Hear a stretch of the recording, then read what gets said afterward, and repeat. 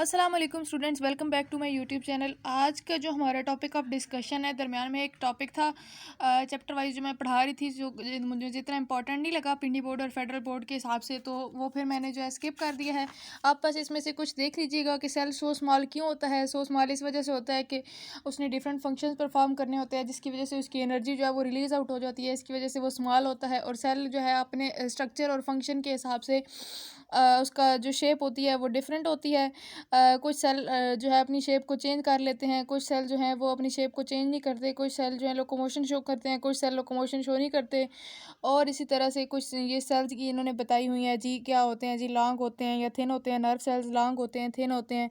और इनके फंक्शंस बताए हुए हैं जो कि आप ऑलरेडी इससे फेमिलियर हैं। Cell surface area to volume ratio है कि बस आप एक दफ़ा से पढ़ेंगे तो आपको समझ आ जाएगी। बहुत छोटा सा टॉपिक है और बहुत सिंपल सा बच्चों वाली गेम है। और मैं जानती हूँ कि आपको खुद ही समझ आ जाएगी, क्योंकि इसमें कोई इंपॉर्टेंट चीज़ नहीं है। और ऊपर से ये पेपर पॉइंट ऑफ व्यू के हिसाब से भी कोई इंपॉर्टेंट क्वेश्चन नहीं इसमें से बनता। बस यहाँ से आपका एमसीक्यूज़ बन सकता है कि वन लार्ज सेल का क्या होता है, और इस तरह से ये जो हमारे पास टेबल दिया हुआ है। तो नेक्स्ट हमारे पास जो इंपॉर्टेंट क्वेश्चन है, जहाँ से फोर्थ चैप्टर में से जो शॉर्ट क्वेश्चन के हिसाब से डिफरेंसेस के हिसाब से क्वेश्चन बन सकता है, वो क्या है कि पैसिव ट्रांसपोर्ट। एक होती है एक्टिव ट्रांसपोर्ट, एक होती है पैसिव ट्रांसपोर्ट। पैसिव ट्रांसपोर्ट में हम देखते हैं कि movement that does not require energy. ऐसी मूवमेंट जिसमें एनर्जी की ज़रूरत नहीं होती उसको हम पैसिव ट्रांसपोर्ट कहते हैं इन जनरली। लेकिन जब हम इसकी प्रॉपर डेफिनेशन देखते हैं तो पैसिव ट्रांसपोर्ट हमारे पास क्या होती है कि जो मॉलिक्यूल्स मूव करते हैं from higher concentration to lower concentration, और इसके दौरान जो है वो एक कंसनट्रेशन ग्रेडियंट। लेकिन यहाँ पे एक्टिव ट्रांसपोर्ट और पैसिव ट्रांसपोर्ट का एक डिफरेंस होता है कि यहाँ पे जो हमारे पास क्या होता है कि कोई कंसंट्रेशन जो हमारे पास एक्टिव ट्रांसपोर्ट होती है उसमें कोई कंसंट्रेशन ग्रेडियंट फॉलो नहीं किया जाता, उसमें हम कोई वे फॉलो नहीं करते। लेकिन जो पैसिव ट्रांसपोर्ट है उसमें हम क्या करते हैं जी, पैसिव ट्रांसपोर्ट में हम एक कंसंट्रेशन ग्रेडियंट को फॉलो करते हैं और उसके बाद हमारे पास एनर्जी की ज़रूरत नहीं होती है। ये प्रोसेस जो होता है एक्टिव ट्रांसपोर्ट पैसिव ट्रांसपोर्ट का, सॉरी, ये जो प्रोसेस होता है पैसिव ट्रांसपोर्ट का, ये without any loss of energy या without any amount of energy जो है वो हो रहा होता है। इसकी डिफरेंट टाइप्स हैं जो कि हमारे पास है जी। डिफ्यूजन आ जाती है, फैसिलिटेटेड डिफ्यूजन होती है, ऑस्मोसिस होती है और फिल्ट्रेशन होती है। वन बाय वन अगर हम इसको डिस्कस करें तो डिफ्यूजन क्या होती है? Tendency of particles to spread out from more concentrated to less concentrated area. कहते हैं कि एक बहुत ही ज़्यादा गाढ़ा एरिया है, बहुत ही ज़्यादा कंसनट्रेशन वाला एरिया है, वहाँ से पार्टिकल्स का स्प्रेड होना टूवर्ड्स लेस कंसनट्रेटेड एरिया। जैसे कि आप एग्जांपल लें अगर, तो आप एक गाढ़ी गाढ़ी चीज़ ले लें और गाढ़ी चीज़ को जिस साइड पे उसकी ज़्यादा कंसंट्रेशन है उससे वो थोड़ा दूसरी साइड पे, जिस साइड पे उसकी कम कंसंट्रेशन है, वहाँ पे वो मूव करेगी। और इस मूवमेंट को क्या कहेंगे जी? डिफ्यूजन कहेंगे। बेसिकली जो डिफ्यूजन होती है ये ऑलमोस्ट तकरीबन गैस मॉलिक्यूल्स में होती है। और then diffusion results from random motion of atoms and molecules.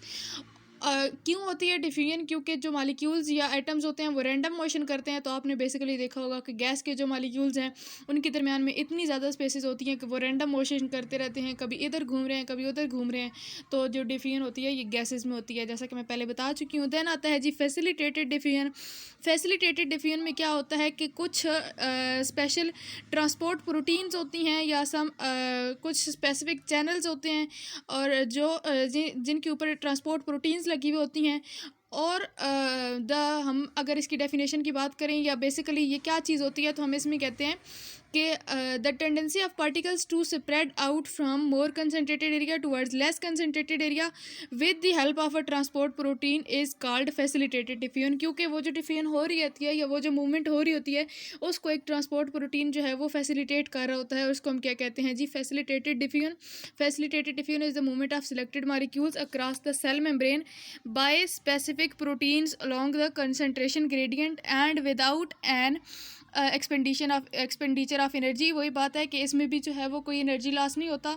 और मॉलिक्यूल्स क्या करते हैं जी? हमारे पास move from concentration of higher concentration to the lower concentration by following a concentration gradient and then across the cell membrane and with the help of transport protein. So that's why इसको हम क्या कहते हैं जी, facilitated diffusion कहते हैं। और transport of glucose into cells takes place through facilitated diffusion कहते हैं कि जो हमारे पास ग्लूकोज होता है वो उसकी ट्रांसपोर्ट कैसे होती है सेल्स के अंदर, और ये सब जो है ये फैसिलिटेटेड डिफ्यूजन में इंक्लूड होता है। सेकंड टाइप हमने कर लिया। थर्ड टाइप हमारे पास आता है जी ऑस्मोसिस। ऑस्मोसिस क्या होता है? Cell membrane allows water to pass through it more rapidly than dissolve substances.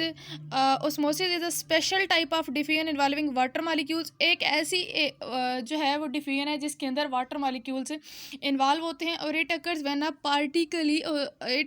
A partially permeable membrane separates two solutions of different concentration. कहते हैं कि जब एक पार्शियली परमिएबल मेम्ब्रेन जो है सेपरेट कर देती है डिफरेंट कंसंट्रेशन के दो सॉल्यूशंस को, तो हमारे पास ऑस्मोसिस अकर होती है, और इस प्रोसेस को हम ऑस्मोसिस कहते हैं।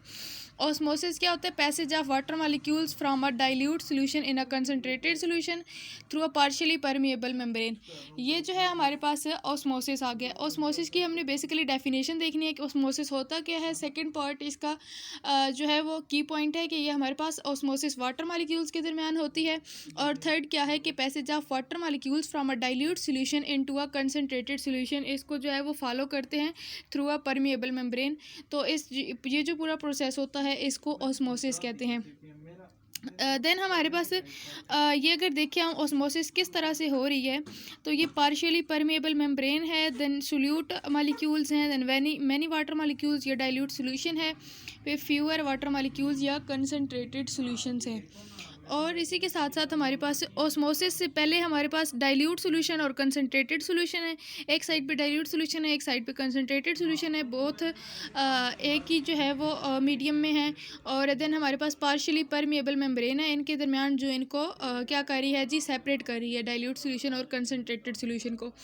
जब हमारे पास ऑस्मोसिस हो गई है तो क्या हो गया है जी, एक साइड पे जो कंसनट्रेटेड सॉल्यूशन और डाइल्यूट सॉल्यूशन था वो पार्शियली परमिएबल मेम्ब्रेन तो वहीं पे रहती है, लेकिन उनकी कंसंट्रेशन क्या हो जाती है, कुछ हायर कंसंट्रेशन में हो जाते हैं और कुछ लोअर में हो जाते हैं। जैसे कि आप देख सकते हैं कि जो डाइल्यूट सॉल्यूशन था वो उसने कंसंट्रेटेड सॉल्यूशन के साथ बॉन्ड करके हमारे पास क्या बना दिया है, दोनों एक दूसरे में डिज़ोल्व हो गए हैं, और एज अ रिज़ल्ट क्या हो गया है जी, वाटर मालिक्यूल। यहाँ पे ये शो कर रहे हैं कि ये सारे अब क्या हो गए हैं जी, वाटर मालिक्यूल हैं, क्योंकि इन्होंने क्या कहा था ऑस्मोसिस की डेफिनेशन में ही कि ये वाटर मालिक्यूल को ही या सिर्फ वाटर को ही अपने अंदर डिज़ोल्व करती है।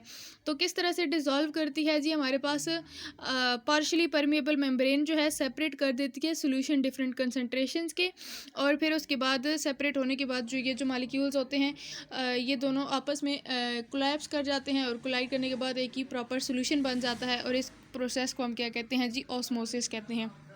तो ये थी हमारे पास पैसिव ट्रांसपोर्ट की कुछ टाइप्स, जिनमें हमारे पास एक और लास्ट पे फिल्ट्रेशन, जो कि हम नेक्स्ट लेक्चर में पढ़ेंगे। और इसी के साथ ही हमारे पास इसके बाद टॉनिसिटी आ जाता है। ये क्या होता है, टॉनिसिटी में हम देखेंगे कि सॉल्यूशन हाइपरटोनिक है, हाइपोटोनिक है, आइसोटोनिक है, या कौन सा है। तो ये था आज का लेक्चर, और अगर आपको लेक्चर वीडियो पसंद आई है तो लाइक करें, चैनल को सब्सक्राइब करें, और थैंक यू सो मच।